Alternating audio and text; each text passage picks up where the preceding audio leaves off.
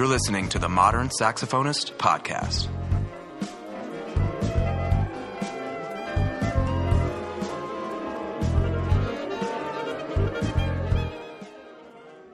Welcome to the Modern Saxophonist Podcast. I'm your host, Mark MacArthur.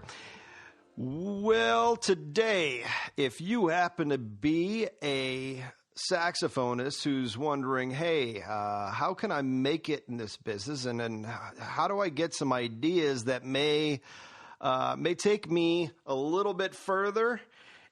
I got to tell you, I think we're all in for a real treat. We're going to learn something today from Jessica Voigt Page. How are you doing, Jessica? I'm doing really well. How are you?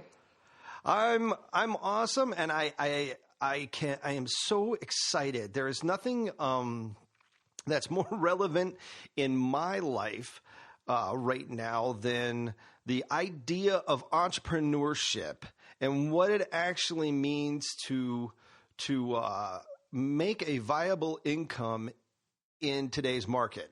And I was excited to hear after I interviewed Nathan Mertens how much you're doing there in Austin. And when he started talking about it, I went, well, I guess Jessica has to come on the podcast because we really need to. I need to hear what's happening because from what he's told me is that you've got one heck of a studio there in Austin, and so do you mind? I know, due to some circumstances, family circumstances, you moved to Austin. Yes. And so tell us a little bit about the background on what you're doing there in Austin and why you moved there and what's going on. Sure. Firstly, I should probably also hire Nathan to be my marketing agent or something. He's always happy to talk about what we're doing here in Austin too, which is really fun to work with him for sure. But so we moved to Austin, I guess, in August of 2014 after my husband, Stephen Page, got the job teaching at UT Austin here. Yes. And we just moved we were in Grand Junction in Colorado where he was teaching at Colorado Mesa University. And so we were pretty ecstatic to, be offered to come to Austin in like the coolest city ever. Right. And, it's a very active music scene here. So being a music teacher, I've actually taught music for 10 years now as a private teacher in various forms.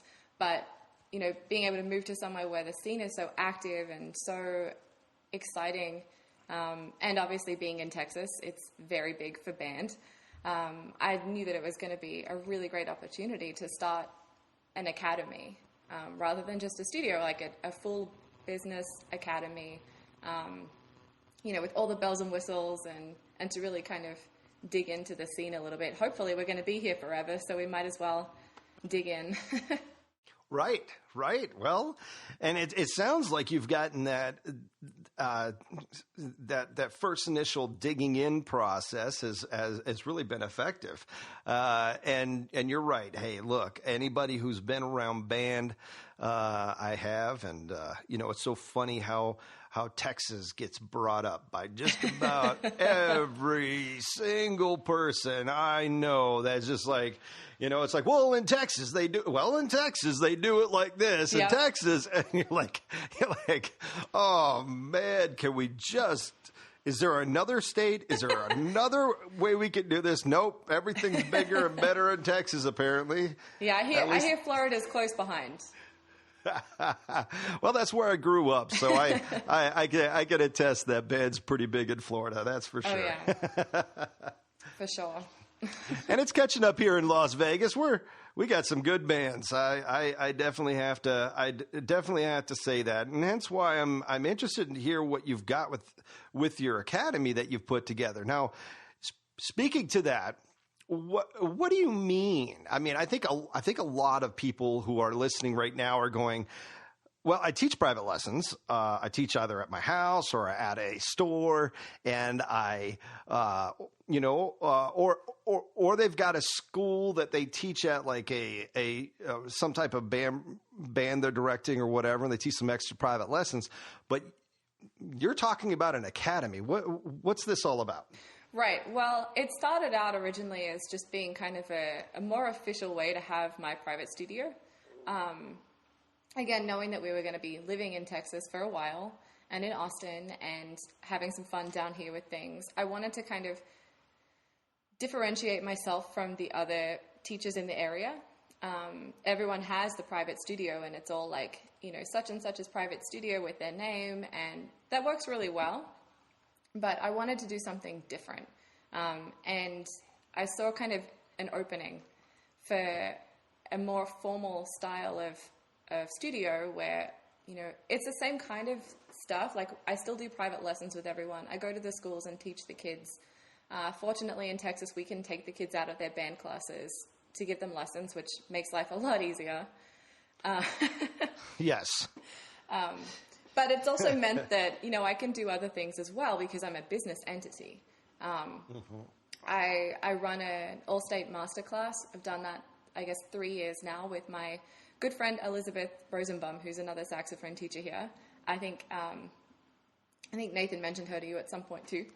Yes, she's doing some awesome stuff down here as well. So he definitely said that you guys were you both were a team. So there it is. Yeah. So we run some events together. We do like the All-State Masterclass I mentioned. This year we combined that and turned it into a competition where we actually had prize money.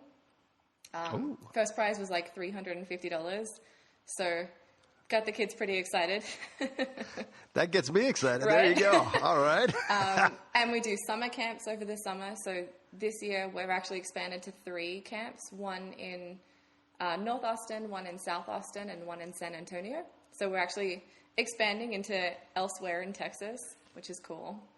That's wonderful. And when you do that, are you using a band room facility, or are you renting out another space? We've kind of done both. We generally like to use the band halls and the band locations because then the band directors can get involved and the kids know where it is and they have all of the equipment that we need. So we've been kind of trying to base it out of the schools, but we do have to rent the facilities and fill out all of the liability forms and make sure everything is squared away and good to go. Right. And so when everybody in out there listening right now, I want to let you know that I'm going to be asking some very pointed questions because I want to know, and and I may end up cutting in here, Jessica, I apologize, but I'm so interested in this, in what you're doing here. So now when you do all that, now you mentioned that you have an entity. Now, what type of entity is it? Are you doing an LLC, an S Corp? What are you doing? I'm actually still just a sole proprietor. Okay. I've looked into the LLC, and I think that'll be the direction I head in probably in the next year or so. Just getting established, though, being a sole proprietor makes life so much easier with balancing of the finances and the income and, like, making sure that everything's in the right place. Because with the LLC, there's a little bit more accountability as to where the money's coming from and going. And it's a difference between the business finances and the personal finances, whereas sole proprietor is a little more mixed up, so it's a little easier for getting started. I gotta tell you, I've run into a little bit where I did start an LLC and learned the hard way that's a tough way to start. It's tricky. And with something like that, you also want to make sure you have like a really good accountant and a banker to help you figure it out. Yes. And I did not have that. And so I had to learn how to shut down an LLC. Which is a whole other thing. That's a whole nother thing. So I do, I like where you're going. Yes. Sole proprietorship. Okay, good. So with that, are you, did you do a DBA then, doing business as? Yes. So I have a DBA for Saxophone Academy Austin, which is the studio name. And that way I can have my own bank accounts and I can hire people, like give them 1099s and things. That helps a lot. I bet that is that's a great way to do it. Okay, good. Carry on. Let's hear about what you're doing with the kiddos. So in these camps, I guess how many per camp do you usually get? We've been kind of averaging around 40 per camp, so 40 students, which is great because we end up splitting up into kind of 4 little groups throughout the camp program. We run middle school through high school, and we break down into like age/ability categories. And within those groups, they do like master classes and small ensembles together. And we put a concert on at the end where they can play in their group. And then we do get together and have electives that they can take throughout the day and a big saxophone ensemble with everyone together, which is a lot of fun. Yeah, the kids love the saxophone ensemble. I love the saxophone ensemble. I mean, who doesn't love saxophone ensemble? Everybody I've ever run across that ends up here in a sax ensemble goes, well, why don't we do it like that more often? Right, right. Well, and we, got some really great pieces. I think we played Taylor Swift's "Shake It Off," and the theme song for Game of Thrones. Like, we're trying to pick music that the kids are going to be really excited about. And also throwing in some of the more like traditional stuff so they can get a taste of that, as well as having a little bit of fun. One of our campers last year got up and like rapped the, I guess, rap-ish part in "Shake It Off," and it was hilarious. That is awesome. So it gets that kind of camp, summer camp atmosphere as well. Where, oh, yeah.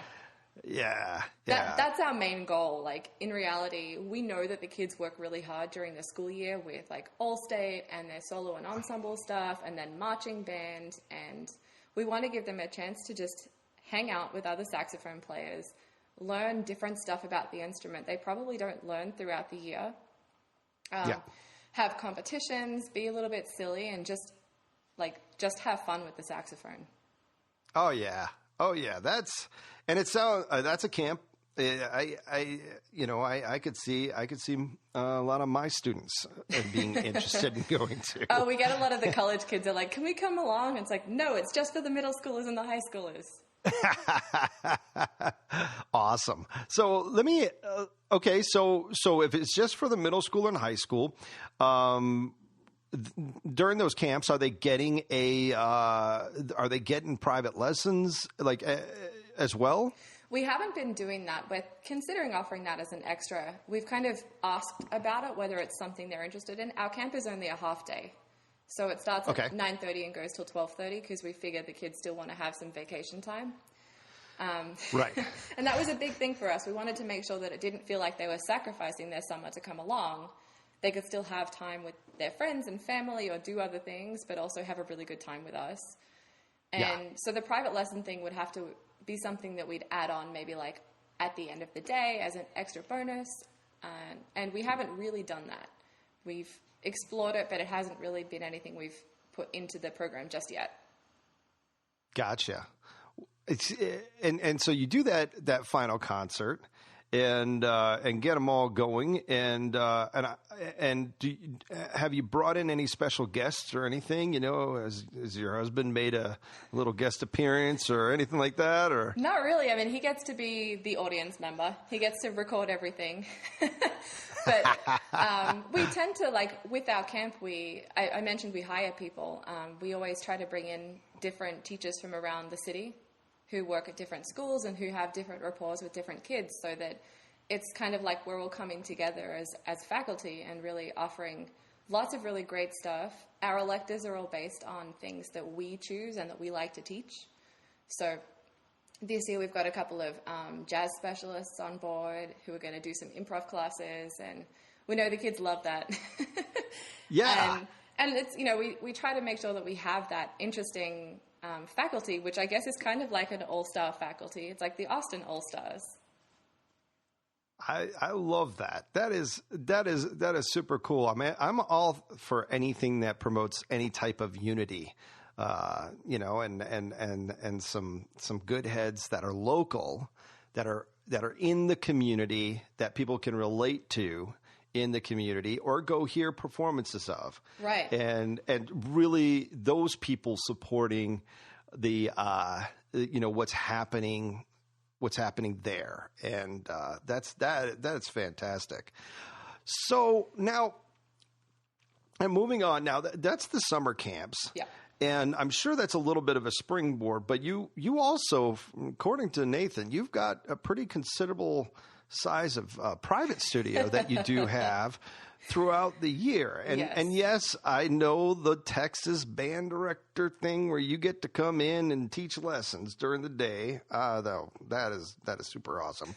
But you've got that, but do tell us a little bit about what you're doing throughout the 9 months of school.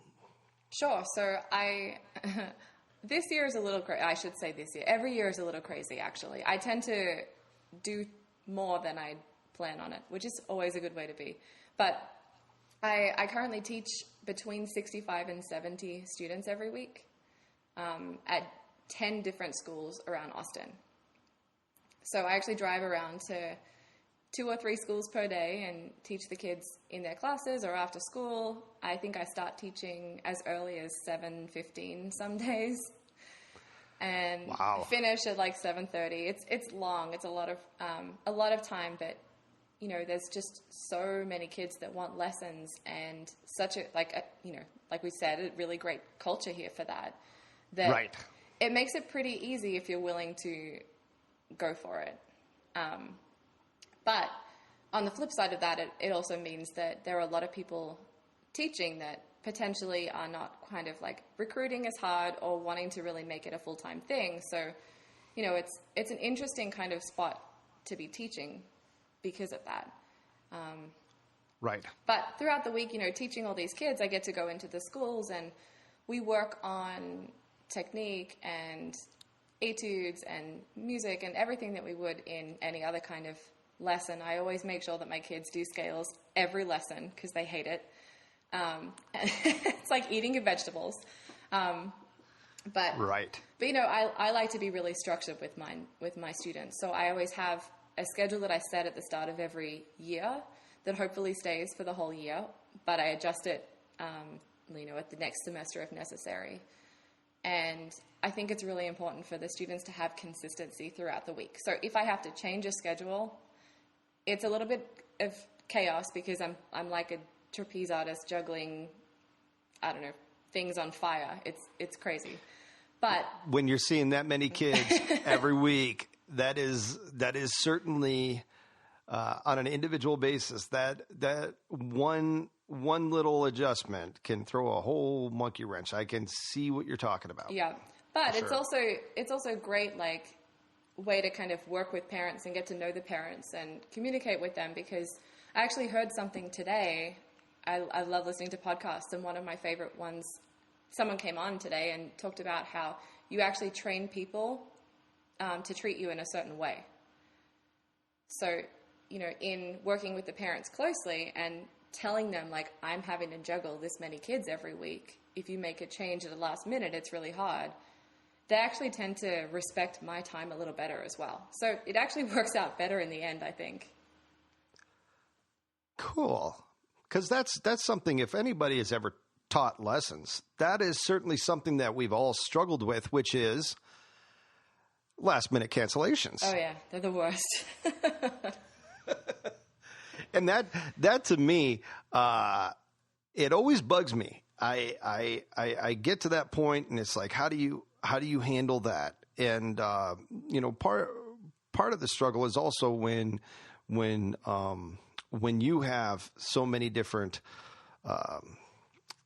responsibilities that may end up taking you away from having to reschedule a lesson or doing whatnot throughout the week. It's just amazing what that does to the flexibility. I've actually bared the brunt of that, where somebody it's just our schedules just don't line up anymore.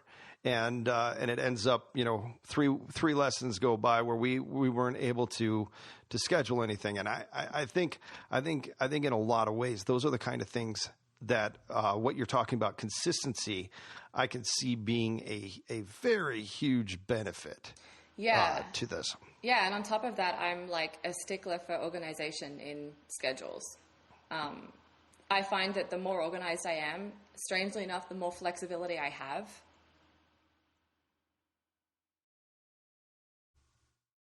Hey, folks. At this point, we had a little bit of technical difficulty, so we'll get you back to Jessica Voigt Page in just a minute. But before we do, I'd like to thank Stephen Georges at saxaccessories.com for his generous support of the podcast. Folks, you got to check out these new heavy mass screws that he has developed. After I got mine, I was amazed at how much it focused the sound in the upper range and just how good they look. I especially fell in love with the bronze one, but they've got silver and brass as well for whatever look you're going for. Also, he's got a thumb rest that I found to be incredibly ergonomic and flexible, as it's got kind of wings as it wraps around the body of the saxophone, giving a little bit more leverage to your thumb. And I found it to be very, very helpful. So go to saxaccessories.com. That's saxessories.com, and let them know that Mark from the Modern Sax sent you. Folks, we had a little technical difficulty, but we're back. I'm just going to ask that same question again. Is that so when you have, can you explain a little bit more about when you said that you have when you're more organized with your schedule, you end up getting, you're actually more, you can be more flexible? Yeah. What's that? So for me, I find that if my schedule is like really clearly set for me in advance, I have the ability to facilitate those changes as they arise. If I'm not on top of everything and organized with it, and someone throws something at me like a bell schedule change, which just happened to me today, I would just kind of feel like everything is just, like I said before, lit on fire, and I wouldn't know what to do. So having everything scheduled, I can look at my roster for next week or the week after or even a month down the track and say, okay, how can I adjust this to make this right? If I have to skip out on this day because I'm not allowed to be on campus because there's testing or there's like UIL coming up and the directors want to have all of the kids in rehearsals all the time, when can I make this up later on and how can I adjust that? So the better I am in terms of planning, the more ability I have to make those adjustments and to keep everyone happy. So are you sitting down, now that you've learned a little bit of the pattern, are you sitting down with the directors and looking ahead and seeing some of those possible changes? Well, what I try to do, which doesn't always work, I try to find out as much information at the start of every semester on the coming dates for planned like outings or, like I said, bell schedule changes or early release days or anything that could possibly, disrupt everything. Right. And I try to get all of that information as far in advance as possible. However, last minute things happen, like today. I've got, I guess Thursday I've been told there's a schedule change, so it's Monday now. And it's not really that big of a deal anymore. It used to be a really big deal. I used to be tearing my hair out. But I've really just, it's not down to a science just yet, but I think I've got the art of scheduling a little bit closer to being like a real thing. Well, that's good. I think I can attest to the fact that if you're really not staying on top of your schedule, that too can be a detriment. And like you were talking about with parents, it's funny how even my life as a band director and then my life as a private lesson teacher, it's amazing the more successful you are at communicating with the parents, the more and clear, the more things stay relatively calm. Yeah, I'm always surprised when I hear from colleagues of mine, like in various instrumental groups, teachers and things, who will text their students to organize lessons. I know someone who actually texts their students the invoices for their lessons every week. And that just makes me want to like scream, because I can't live like that. I don't know how that's possible. And I don't know how the families and the kids are actually accepting of that. So how do you communicate? I'm an email fan.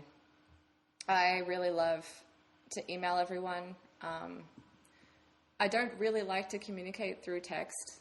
I guess my private teacher in Australia was like this. I didn't have their cell phone number because they wanted to keep that a private thing.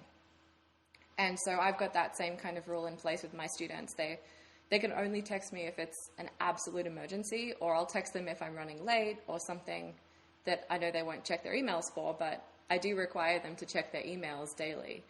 And it doesn't always happen. They get, we have a stern conversation if they miss an email. But I find that's the best way to communicate, because then there's a paper trail. Right.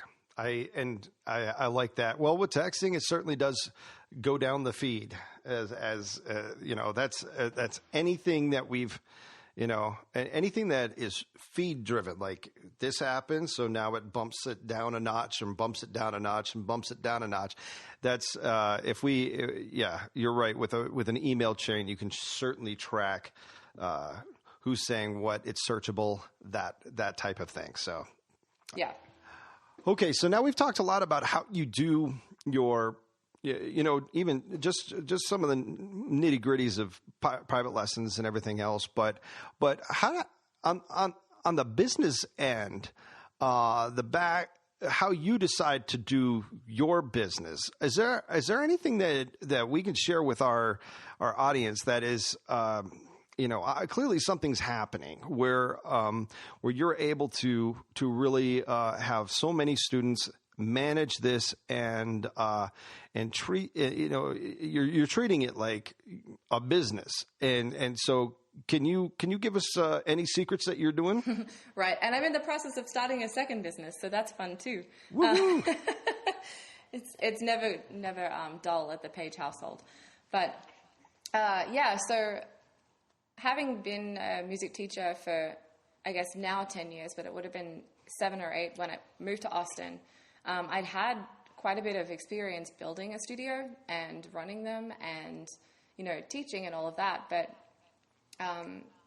so getting to Austin was pretty easy to get started. Essentially, like I like to say, when we were before we moved to Austin, we were in Australia visiting my family for a couple of months. And in like the 30 days that led up to our move to Austin, I was actually out of the country, but I managed to start my studio and get 30 kids enrolled before I'd even returned to the US. How did you do that? A lot of emailing. In my spare time, because, there's nothing else to do when you're visiting family. I was trying to learn as much as I could about Austin. Emailing band directors, figuring out like locations of schools, the school districts. There are so many school districts here. It's kind of nuts. But trying to figure out like who I needed to talk to and really reaching out to them, and doing it with the universities as well, contacting their directors, cold calling the other universities to see if they had any vacancies or if they needed anyone, and really just like carpet bombing the city with my information. I love that. So here you are, you're in this state of carpet bombing. Was there, and by the way, like, okay, so you're saying there were so many school districts. What's interesting here in Las Vegas is we only have the entire county, which is the size of Rhode Island, it is actually all one school district. Wow. Yeah. So it's kind of like everything is centralized here. So when you're working with the different school districts, have you found that each one of them has their own way of doing things? Oh yeah. Yeah. Very different. And that's been a big learning thing too. I'm currently in, I think, 3 different school districts, or 4 different school districts, and I always have to make sure that I know what's going on in each district at any one time. It's an adventure. Right. Well, so with that, when you contacted the band directors, how responsive were they? I kind of actually played a game with myself with this.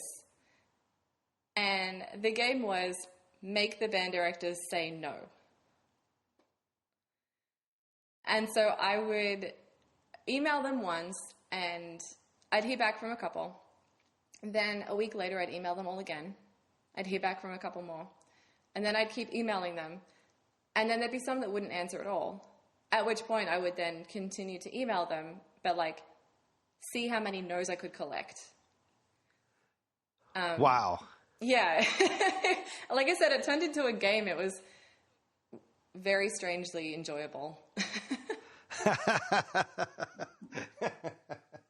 And they probably all remember me as being that person that was so persistent. But I figure later on, if they need someone, they know I'm persistent. Well, exactly. I mean, at that point, you've pretty much proven you're going to be there. Right. And I think that's interesting. I mean, hey, the mentality of a band director. I remember when I was doing this. One, I was busy. Right. A lot of people don't realize that when you get 100 emails a day and about 60 of them are actionable. Like, does it really require an actionable response within a given time period? Something may not be a response that, gosh, I got to remember this too. Right. Because even for my own, sometimes I just send out one and I'm like, I guess I didn't hear back. But then to think about it, and you go, man, when I was a band director, there was so much happening. It was crazy. And then 3 fires happened. You got to meet at the dean's office. Then you've got to go and contact these 4 parents who have a little bit of an issue with, how they're going to set up the props for the marching band show. And then you've got, and then you're just open, then your color guard instructor said something that they probably shouldn't have said. And then you got to go put out those fires. Oh yeah. and then next thing you know, you've got your just most awesome saxophone instructor that's just harassing you to say, I just would like to come in and meet you. Oh yeah. and it's so funny. And the whole squeaky wheel gets the grease is certainly something that you just applied. Right. Well, and I know exactly that's, band directors have so much going on all the time. If you aren't, if you send one email, they're never going to see it. They will, they'll either never see it or they'll see it and be like, meh, or they'll be like, maybe I'll respond to that later, and then they'll forget who it was, and then you're down 300 emails in. And so if you email them the week later, then they've got that refresher in their inbox. Ooh, I like that. I like that. And so I like your game. That I'm going to have to implement that game. That is for sure. The poor band directors around the country are going to be like, what's with these saxophone players? Hey, that's all right. That's all right, guys. Let's play some games. Let's go. Because you know what? These band directors need more to do. And but actually, really what we're doing here is that you're actually presenting them, and this is what I experience with anybody who's come in to work with my students when I was a band director, and now I get to do that as a private instructor, is to come, anybody that gets to go in, you're actually there to help, to assist, and to bring out a higher level of something that they weren't able, they weren't able to do on their own. In a lot of ways, this is what I find in Texas. That a lot of the band directors realize they can't do it on their own, and they do search out and see that partnerships between not only their feeder schools, but also private instructors and coaches to come in and work. And the system is actually set up that way. Not every school district is as open to this, and we experienced this in Las Vegas. It's not every school district is as open as what you're talking about. But I love the persistence, and basically, I mean, the reason why is because if anybody has ever spent any time in sales, you realize that when you reach out, you're going to get just a 1% response, right? Most of the time. And there's a statistic that's, for someone to really respond to you, they have to see you at least 7 to 12 times. Like that is, really see you. Yeah. So, if you think about an online ad for something, like how often do you click it the first time? It often takes more than one time for you to see it before you actually are interested enough to learn more and then to potentially buy whatever it is. So what we're selling is music lessons, and like we are a service, and we're providing them with a product, which is the lessons. So, we have to have that kind of same level of idea of they're not going to say yes first time. Or if they do, then that's like, that person was looking. Man, so many ideas are coming out right now. And I think that's one of the things, and I don't mean to lead. I do. I think this just leads perfectly into what your next business venture is turning into, which is basically what we're doing right here, which is helping to change a mindset and get into a mode where we're entrepreneurial business folks who have a, we've got a vested interest in making this happen, but a lot of times our mindset and how we go about things and we think and perceive things may actually dictate our success and how we can track our success. And you have actually put together, I noticed that not only is this a NASA presentation that's happening for the NASA conference coming up, I think this weekend. Yes. I believe. Yes. And this is actually a launching of your next business venture, which is to help entrepreneurs. Right. Well, I guess you've all heard of the idea of like the starving artist mentality, right? Yes. Like there's this whole mentality that as artists, we're kind of brought up to believe that, we don't really need to earn money because we're doing what we love. And it's like we're sacrificing that financial stability because we do what we love, and that's okay. And I don't think it has to be one or the other. I firmly believe it can be both. And I mean, I think that what I do with my teaching and my business is kind of proof of that. Like, I'm passionate about making sure that I pay my bills and things, of course, but I also really like traveling, and I like clothing, and I like going out to eat dinner places. And, I want to be able to live while I'm like young and while I'm actually working. I don't want to be that person that just works and works and works and doesn't get to enjoy the fruits of my labor.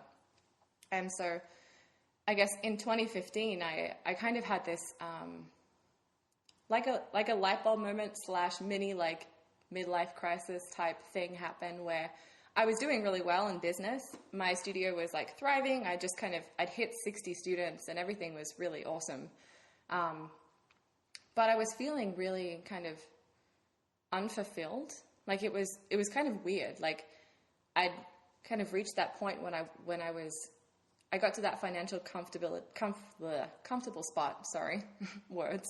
And I was feeling really safe, I guess, in that sense. But once I reached there, I realized that it wasn't really like what I was comfortable or wanting to do. I wanted to have like a bigger impact, and I wanted to really do more, because I was just working like 12-hour days and I wasn't able to spend any time with my family or my lovely cats. And, it was really tough. So I remember, I think maybe like in October of 2015, I think I had a little bit of a meltdown at home one day. I was just like, I don't know what's going on. And I happened to come across this Facebook ad for this life coach. And I learned a lot about her and follow her a lot. I never actually worked with her one-on-one, but I've done a lot of her, like listening to podcasts and information sessions. And she had this training audio, and I listened to it, and I was just in tears because it was absolutely everything that I was feeling. I was just uncomfortable. And this was before I'd really locked into that whole business side of what I was doing. I was still kind of winging it a little bit. I was still the private music teacher that happened to have a business that she named. I wasn't like business owner, CEO. Now I'm like all of those things. I'm a director. I'm a events organizer. I'm an accountant at times. Like now I have those titles because I get it. But there was this huge shift in my mentality that I realized that I was just thinking things in the wrong way, thinking about things in the wrong way. And I wasn't really doing everything that I needed to be doing to be that proper business person. And I did a lot of, I guess since then I've done a lot of research and a lot of learning. And a lot of it is it's just stuff that we actually know how to do as musicians, but we don't think that we can apply it outside of the practice room. Right.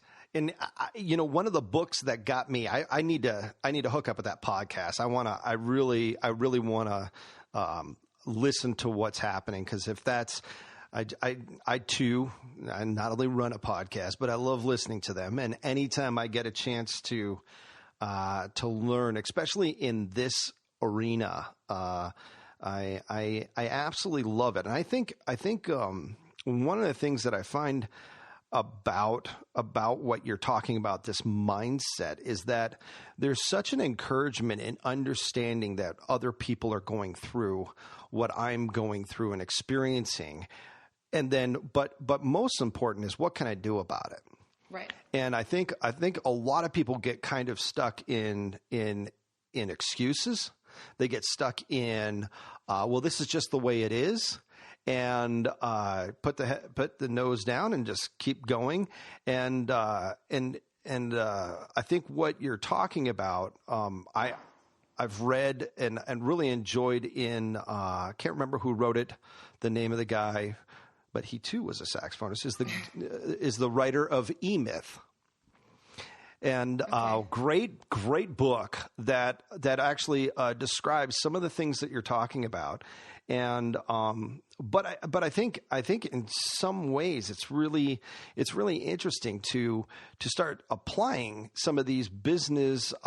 Even in that book, it starts talking about it talked about McDonald's transforming into what it is today, and then the franchising aspect and that whole concept of you're building something now you change it from I'm working my job every day to now I'm developing something that is sustainable for years to come.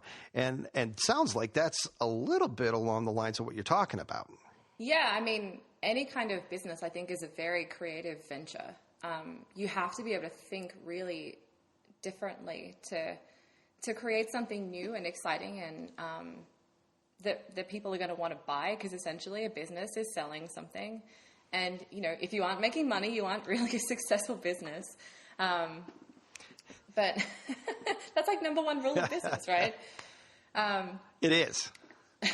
But I think that a lot of it, actually, speaking of really great reading materials, the book that pretty much changed my life with all of this is a book called The Big Leap by Gay Hendricks. And it talks about this concept of upper limiting. So you reach this point where, things are going great and, you've had some kind of level of success, but then you kind of sabotage yourself without even knowing it. And it's because you've reached that upper limit of where your happiness is, or your ability to, your upper limit of success, or, whatever that upper limit happens to be. And so you essentially just like knock yourself down because you're like, I don't deserve to have this. Right. And it's a lot of the time it's extremely self-conscious. My husband and I actually, if we have any kind of weird things happening, we're like, am I upper limiting? Is that what this is? And a lot of the time it's like, yeah. But, we'll come home and have those conversations and be like, yeah, you upper limited today. And it's a really strange kind of thing, but it's really fascinating. And I think that as musicians, this is stuff that applies for us in our performance as well. Like, we have to learn to break through those limits in our performance and break through the barriers in the practice room and, take things to the next level. And we manage to do that in practice. But we leave that in the practice room. We don't apply that anywhere else in our life, when if we did, we could have that same kind of level of growth and success in really anything that we want to do. And basically that, what you're describing is the discipline that we all go through when learning our instrument. One, we're conditioned all the way throughout to accept a new level of, as you're talking about, I see it, we see it with our students, a new level of acceptance and what they can handle from time to time. And I've also seen mistakes on my part, which is putting too much on them and overloading them and seeing that breakdown. And right. So this is where, even for ourselves, I wonder if one of the things of the starving musician is that we get so into the performance and how we work towards our performing. We work towards these things, but we're not willing to even give ourselves a break when we learn, like, say, the business side, or we're doing our taxes, or we're setting up a schedule. We don't even give ourselves a break that we may be in just the very first learning. How do we get better at this? How do we discipline ourselves? Yes, that's right. We actually had to do something outside of our practicing that actually engages some aspect of improving ourselves in a disciplined way that's not involving our instrument. So that's good. So in this, I've noticed that you have I went on your website and noticed that this is is turning into a mentorship. Now, what are you doing with the mentorship? So it's something that I've realized there's this whole, like, I talk to people all the time about this stuff. You can probably tell, like, I get a little bit, riled up when I'm talking about it. I find it fascinating, but I also think it's really important that musicians learn how to manage things and how to think like business people and entrepreneurs, because we've always been that way. Like, Beethoven was an entrepreneur. So, like, if he was, then why aren't we, But so the mentorship thing has come about because I have had mentorship myself in this business side of things. I'm actually currently doing an online business course, and having that feedback and that one-on-one assistance with this is really, really helpful.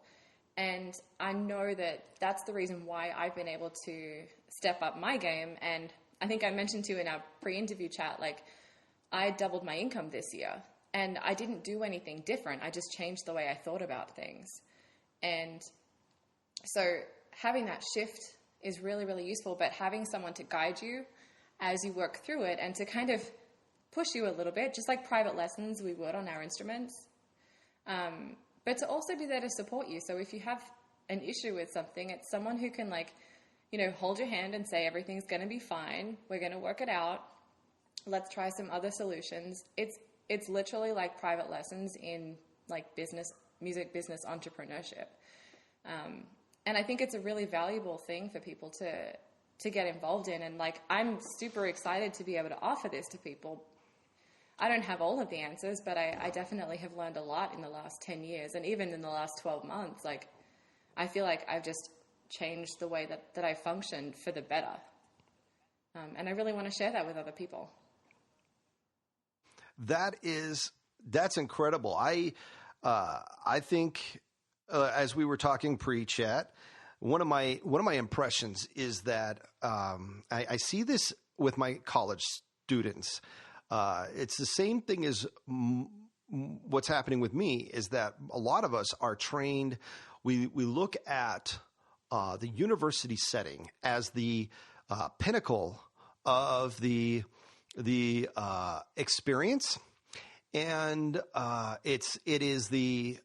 we look at our private lesson teachers and our applied teachers at college as going, okay, well, this is how we're supposed to do things. And so we gear towards that, and we get our degrees, and we fulfill sending out all those applications. And when that one position every 5 years opens up in the saxophone world, we all flood that university with our applications. And we do, the interesting thing is we keep on looking at that as what we shoot for, but then in a lot of ways, so that's an academic model that's built in.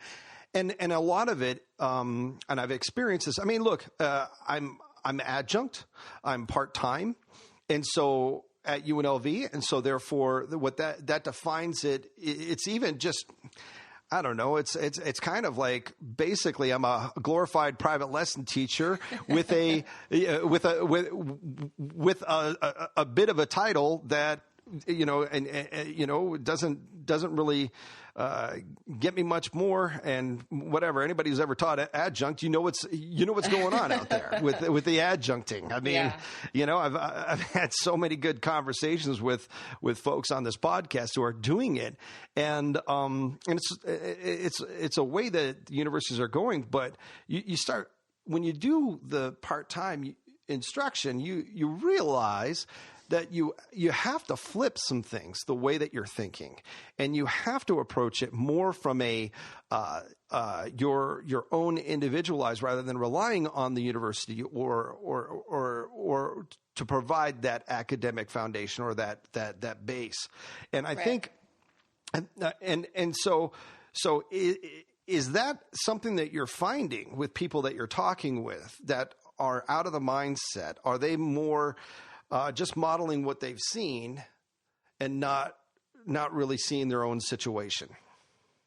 I think a little bit, yeah. I mean, it's such a tricky thing because, we all go to college and get degrees and study. Like, we study how to become teachers and performers. We don't, like college teachers, we don't really study unless we're at a very, lucky place. Some universities have programs for entrepreneurship and private studio teaching and that, which are fantastic. And I think every university should have them. But outside of that, we're not really trained to think about creative ways to do something, whether that's private teaching or if you happen to be into designing an app that can solve a problem for someone in the music industry or music field, or, whatever it is. There are so many different opportunities beyond college music teaching that I think it's important for people to really explore beyond that, and to develop that mentality and that way of thinking that it's okay. You don't have to follow that same traditional path. There is no wrong career path if it's the one that you want to do. And I think we do get stuck in this idea of, and I felt this myself, it's almost a kind of guilt or shame for not being that professor or not following that path.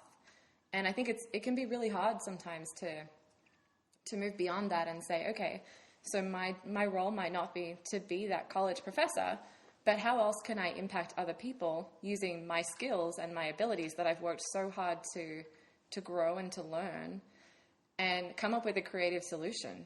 The world always needs more creative solutions to problems. Agreed. And I think what I love is that I can hear in your approach is that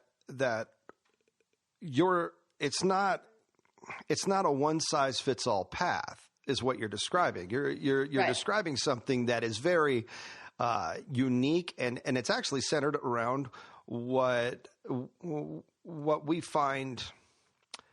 I love how you just said that, how we can impact those around us with what we know how to do. I mean, hey, folks, I started this podcast because I like to talk a lot. Perfect. And exactly. So we're speaking my language here because I actually, I do like to impact the world. And in fact, what's really kind of cool is that I can see my numbers on who listens to the podcast. And what's great is that Nevada is number one. You know, I am so happy that Nevada is number one, because most important, I wanted to impact my local area. And it is a passion of mine. I mean, I love the fact that I've been able to communicate, and you're speaking my language because so much so is not just can we survive, but can we impact those?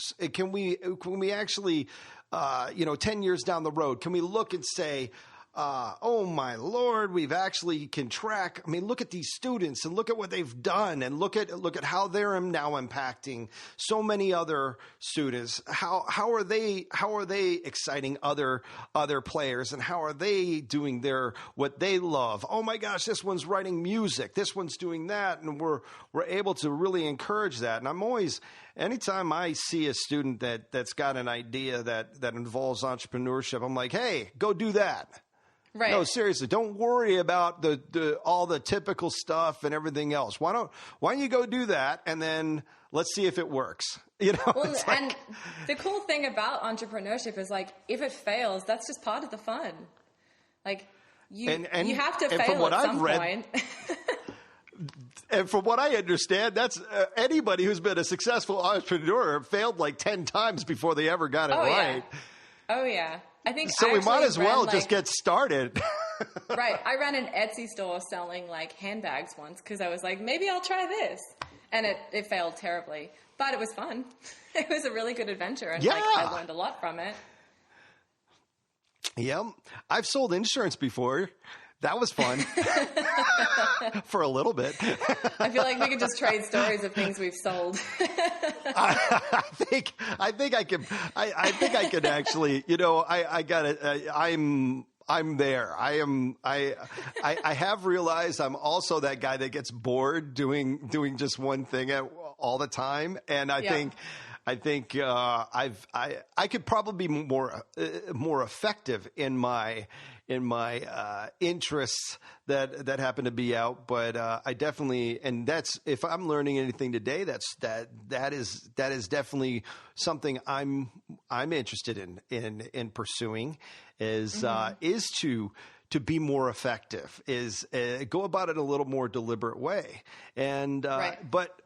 But yes, we do have to fail a little bit in order to say, if anything, it's just like, well, don't do that again. Right. But again, like, just jumping back to the whole practice room thing, like, that's what we do in a practice room all the time. Until you get it right, you failed at it. Exactly.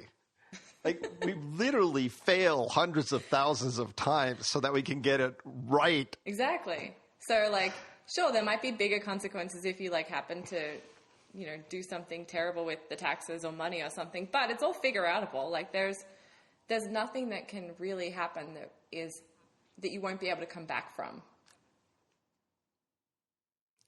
That is absolutely true.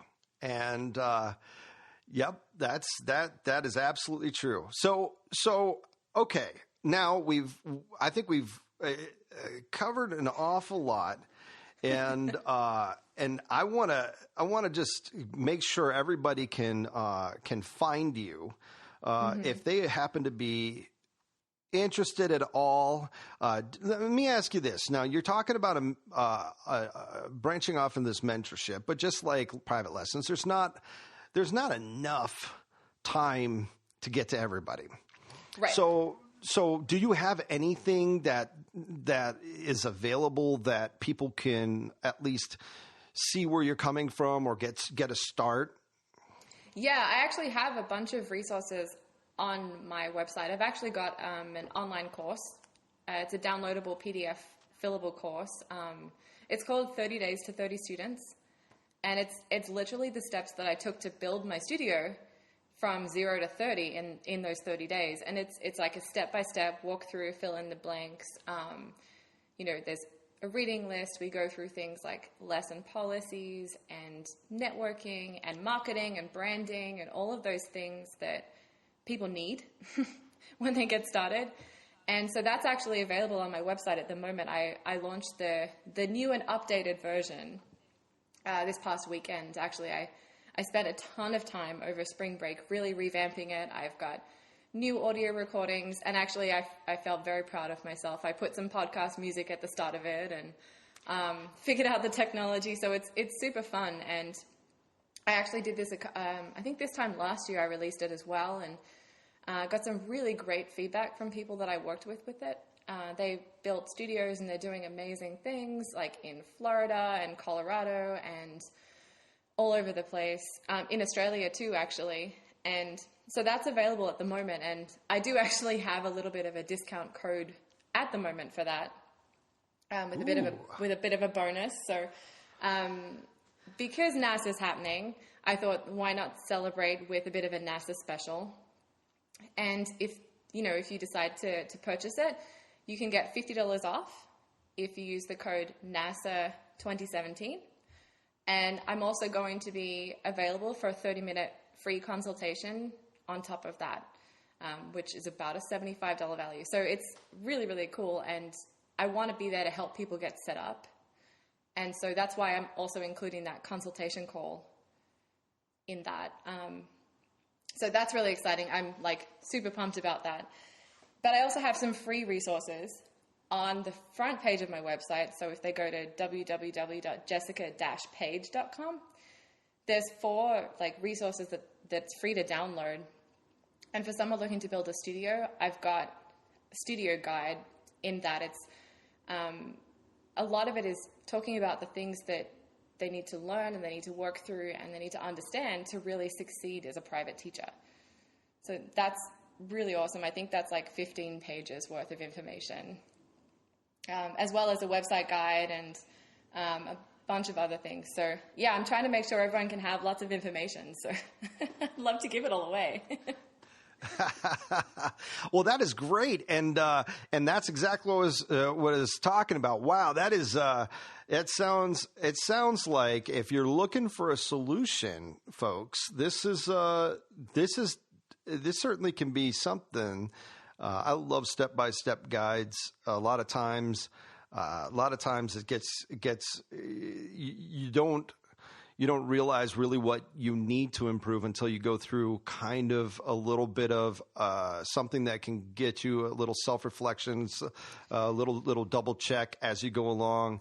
And sometimes I have the hardest time. I mean, look, you go through a diet. My gosh, my wife and I are about ready to head on another one, and gotta drop 20. And when you start doing that, it starts becoming the double check. And when you actually write it down and you actually start really having to go through a process, it's amazing what can happen when you do that. And so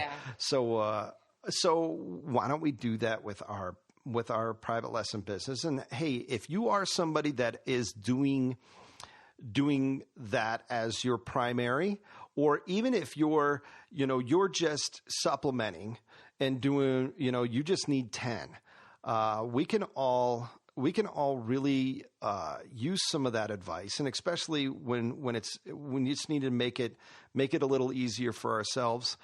Sometimes some information like this can go. And guess what, folks? I am going to be one of those that jumps in on this whole NASA code. So that is what you just jump on. What's the website? So it's Jessica-Page.com. And on the front page there's like a big blue button that you can press underneath all of the freebies that says like 30 days to 30 students. You click on that, it'll take you to the information sheet with all the things you get in it, and then you can purchase it online there super easily. Wonderful. And that is exactly what I'm going to do, folks. And then you type in NASA 2017 in the Correct. code, right? Yep. All right. Very good. And that, and folks, that's something we can always do better at is one, and I have to say this for the saxophone community. A lot of times we nod and go, that's a good idea. And then we don't do anything about it. And I think that, if we actually do that pretty well with saxophone equipment. We'll go and buy a ton of saxophone equipment that we'll probably never ever use again. And who knows, what it is. But sometimes something like this can be a real secret to getting to the other side. Well, if you're one of those people, and this is a good thing. Now, so you can reach me at The Modern Sax on Twitter. You can actually, we've got a website, www.themodernsaxophonist.com. And also The Modern Saxophonist at Gmail if you would like to email us. And we're always looking for ideas and always looking for what's happened in the world of saxophone. And we got a lot of great interviews lined up and things on the way. And folks, we really appreciate any and all support that you can do. And one of the best things that you can do for us right now is share it.